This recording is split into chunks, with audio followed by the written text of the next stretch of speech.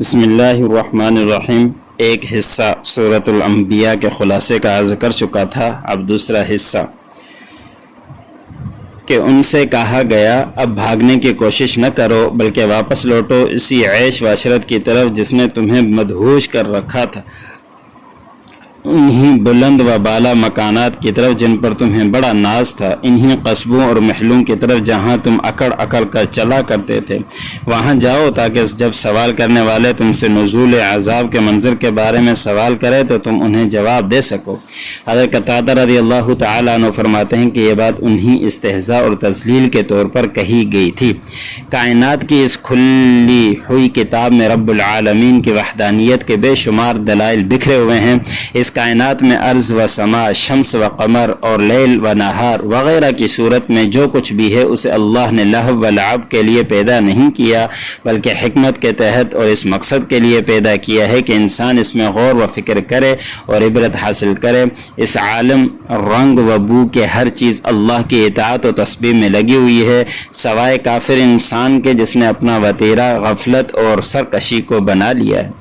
مشرکین جو کہ اللہ کو چھوڑ کر جمادات کے سامنے جھکتے تھے انہیں زجر و توبیح کی گئی اور ان سے اس پر دلیل کا مطالبہ کیا گیا ہے کہ واقعی یہ بات عبادت کے مستحق ہیں۔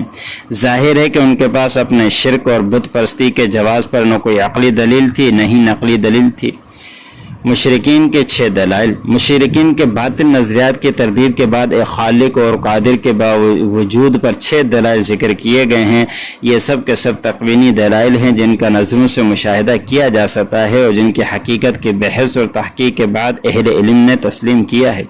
پہلے یہ دلیل دی کہ آسمان اور زمین دونوں ملے ہوئے تھے، ہم نے دونوں کو جدا جدا کر دیا، آسمان کو فرشتوں کا مسکن بنا دیا اور زمین کو انسانوں کا۔ قرآن نے جو آسمان اور زمین کے جڑے ہونے کا نظریہ پیش کیا اسے نہ عرب جانتے تھے نہ ہی اس وقت کے دوسرے اقوام میں سے کوئی قوم اس نظریے سے باخبر تھی۔ ابھی تقریباً 200 سال ہوئے کہ ارضیات اور فلکیات کے ماہرین طویل تجربات اور مشاہدات کے بعد اس نتیجے پر پہنچے ہیں کہ سارے سیارے خواہ وہ سورج اور ستارے ہوں یا زمین اور چاند یہ سب آپس میں ملے ہوئے تھے، پھر یہ ایک دوسرے سے جدا ہوئے، جبکہ قرآن نے آج سے 1400 سال پہلے یہ حقیقت بلا خوف تردید بیان کر دی تھی۔ اسے قرآن کے معجزے کے سوا کیا نام دیا جا سکتا ہے؟ دوسری دلیل یہ دی کہ ہم نے ہر جاندار چیز کو پانی سے بنایا ہی ایک عظیم انکشاف تھا جو کہ ایک امی کی زبان سے کروایا گیا، اور آج دنیا بھر کے اہل علم تسلیم کرتے ہیں کہ تمام زندہ اشیاء کے وجود میں پانی کو بنیادی عنصر کی حیثیت حاصل ہے۔ پانی کے بغیر زندگی محال ہے، خواہ حیوان ہو یا درخت اور پودے سب پانی کے محتاج ہے۔ آپ چاند کو دیکھ لیجئے، وہ اپنی بناوٹ میں زمین کے مشابہ ہے لیکن چونکہ وہاں پانی نہیں ہے اس لیے اس کی سطح پر زندگی ناممکن ہے۔ تیسری دلیل یہ دی کہ ہم نے زمین میں پہاڑ بنائے تاکہ لوگوں کے بوجھ سے زمین ہلنے نہ لگے، اگر یہ پہاڑ نہ ہوتے تو زمین مسلسل زلزلوں اور اضطرابات کی زد میں رہتی اور زمین کی تہ میں جو آگ بھڑک رہی ہے اس سے حفاظت نہیں ہو سکتی تھی۔ اب بھی دنیا میں کہیں کہیں ایسی آتش فشاں پہاڑ پائے جاتے ہیں جن کے ذریعے گویا کہ زمین کبھی کبھی سانس لیتی ہے اور اس میں بھڑکنے والی آگ زندگی محال کر دیتی ہے۔ چوتھی دلیل یہ دی کہ ہم نے زمین میں کشادہ راستے بنائے تاکہ لوگ ان پر چلیں، آپ ہموار میدانوں کو چھوڑیں، پہاڑی سلسلوں ہی کو دیکھ لیجئے جو ملک در ملک چلے جاتے ہیں، لیکن اللہ تعالی نے ان کے درمیان کشادہ وادیاں اور راستے رکھے ہیں جن کی وجہ سے انسانوں کو اپنے اسفار میں کوئی مشکل پیش نہیں آتی۔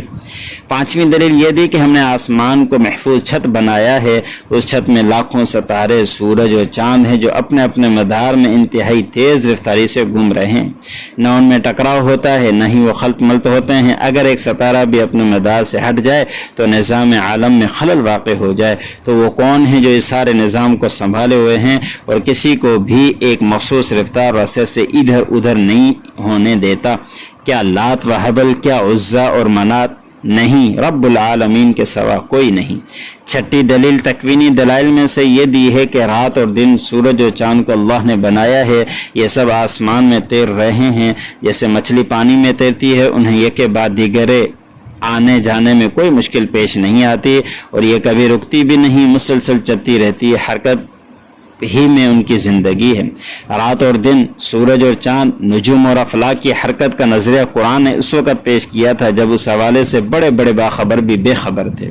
اس قرآنی نظریے کے علم جدید تائید کر رہا ہے۔ سائنسدانوں نے تو صدگاہوں اور جدید ترین مشینوں سے لیس لیبارٹریوں میں برسہ برس کی تحقیق کے بعد اس علمی حقیقت کو دریافت کیا تھا، مگر سوال یہ ہے کہ وہ نبی امی جسے لکھنا پڑھنا بھی نہیں آتا تھا، اس کے پاس وحی کے سوا کون سا راستہ تھا جس کے ذریعے خبریں پا کر وہ پوری دنیا کو باخبر کر رہا تھا؟ کیا نبی امی کے مبارک زبان سے ان حقائق کا بیان ہونا اس کی صداقت کی دلیل نہیں ہے؟ نہیں، صداقت کی دلیل نہیں، یقیناً ہے، مگر اس دلیل کو تسلیم کرنے کے لیے آنکھوں سے تعصب اور عناد کی پٹی اتارنا ضروری ہے۔ توحید، نبوت، میعاد اور حساب و جزا پر دلائل دینے کے بعد 17 انبیاء علیہ السلام کے قصے ذکر کیے گئے ہیں، یعنی حضرت موسیٰ، حضرت ہارون، حضرت ابراہیم، حضرت لوط، حضرت اسحاق، حضرت یعقوب، حضرت نوح، حضرت داؤد، حضرت سلیمان، حضرت ایوب، حضرت اسماعیل، حضرت ادریس، حضرت ذوالکفل، حضرت یونس، حضرت زکریا، حضرت یحییٰ اور حضرت عیسیٰ علیہم السلام۔ ان تمام انبیاء کی دعوت ایک ہی تھی، وہ یہ کہ جو نیک کام کرے گا اور مومن بھی ہوگا تو اس کی کوشش رائے گاہ نہ جائے گی۔ ان 17 انبیاء میں 6 کے قصے قدر تفصیل سے بیان کیے گئے ہیں۔ حضرت ابراہیم علیہ السلام جنہیں دعوت توحید اور تردید شرک کی وجہ سے دھکتی ہوئی آگ میں گرا دیا گیا، مگر اللہ نے ان کی حفاظت فرمائی۔ آپ کے بھتیجے حضرت لوط علیہ السلام جنہیں ایک بدترین قوم کی طرف نبی بنا کر بھیجا گیا، حضرت نوح علیہ السلام جنہیں ان کے طویل عمر اور اللہ تعالیٰ کی راہ میں صبر و تحمل کرنے کی وجہ سے شیخ الانبیاء بھی کہا جاتا ہے، انہوں نے 950 سال تک فریضہ دعوت سر انجام دیا۔ حضرت داؤد علیہ السلام اور ان کے بیٹے حضرت سلیمان علیہ السلام کا قصہ، جو دونوں نبی بھی تھے اور بادشاہ بھی تھے، انہیں روحانی اور مادی دونوں طرح کی نعمتوں سے خوب نوازا گیا۔ حضرت ایوب علیہ السلام جنہیں مصائب و آلام کے ذریعے آزمایا گیا، انہوں نے ایسے صبر کا مظاہرہ فرمایا کہ ان کا صبر ضرب المثل بن گیا۔ ان مصائب و آلام میں وہ مسلسل اللہ تعالیٰ کی طرف متوجہ رہے، ان کی توجہ نے رحمت باری تعالیٰ کو متوجہ کر ہی لیا، ان کی دعائیں قبول ہوئی اور دور ابتلا ختم ہو گیا۔ حضرت یونس علیہ السلام کا قصہ، جنہیں مچھلی نے نگل لیا تھا، اس کے پیٹ میں انہوں نے اللہ تعالیٰ کو پکارا، ان کی پکار سنی گئی اور انہیں غم سے نجات مل گئی۔ بے شک اللہ تعالیٰ کو پکارنے والوں کو غم سے نجات مل ہی جاتی ہے۔ یاجوج ماجوج، ان کا ذکر سورۃ کہف میں ہو چکا ہے، یہاں ان کا دوبارہ ذکر آیا ہے اور بتایا گیا ہے کہ قیامت کے قریب یاجوج ماجوج کو کھول دیا جائے گا اور ہر بلندی سے اتر رہے ہوں گے۔ مشرکین اور ان کے اصنام قیامت کے دن دوزخ کا ایندھن بنیں گے اور کوئی بھی کسی کے کام نہیں آ سکے گا۔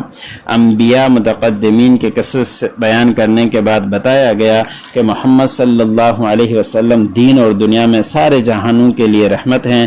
آپ نے اللہ کا پیغام انسانوں تک پہنچا دیا، مگر جب ہر قسم کے دلائل پیش کرنے کے بعد بھی لوگ نہ سمجھے تو آپ نے اللہ سے دعا کی، کہا اے میرے پروردگار، حق کے ساتھ فیصلہ کر دے، اور ہمارا پروردگار بڑا مہربان ہے، اسی سے ان باتوں میں جو تم بیان کرتے ہو مدد مانگی جاتی ہے۔